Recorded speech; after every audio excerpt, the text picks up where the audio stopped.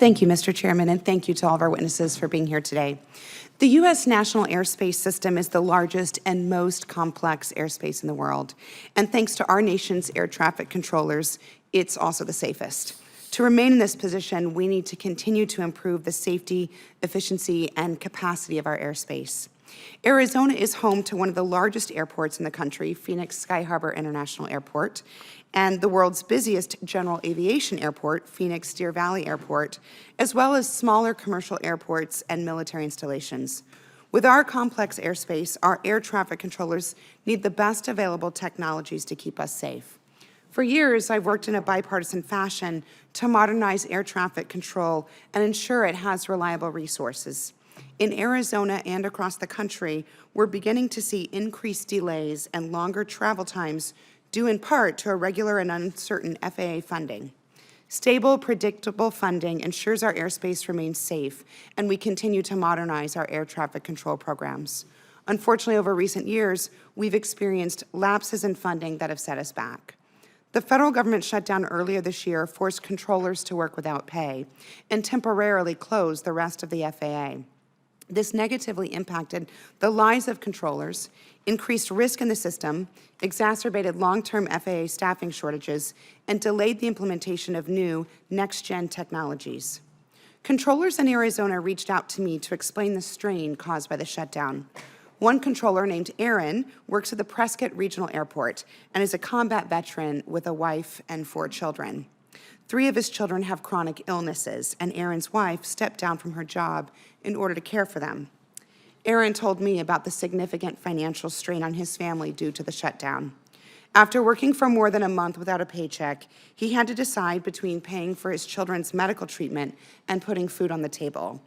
This is unacceptable.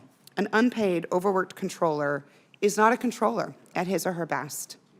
One of the topics I'd like the witnesses to discuss today is S762, the Aviation Funding Stability Act of 2019.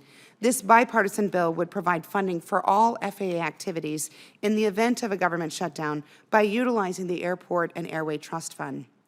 Not getting paid while working overtime increases stress, generates fatigue, and limits responsiveness in the case of an emergency.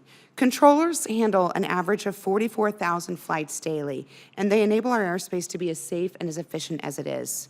This common sense approach ensures that controllers get paid for doing their jobs, even when Congress doesn't do its job.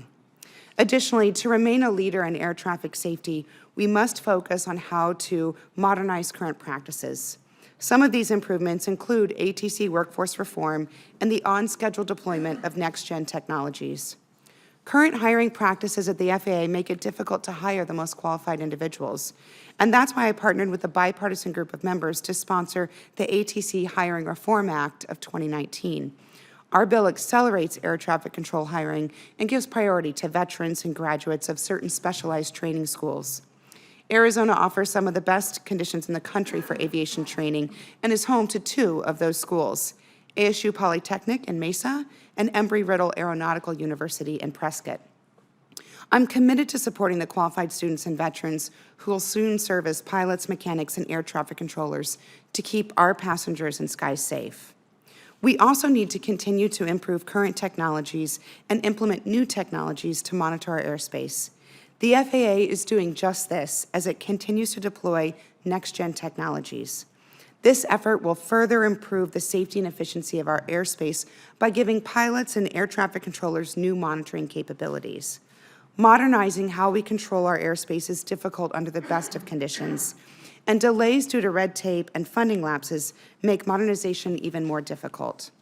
I look forward to hearing from our witnesses on ways we can address these issues and other issues that we face as a country. Thank you, Mr. Chairman. I yield back.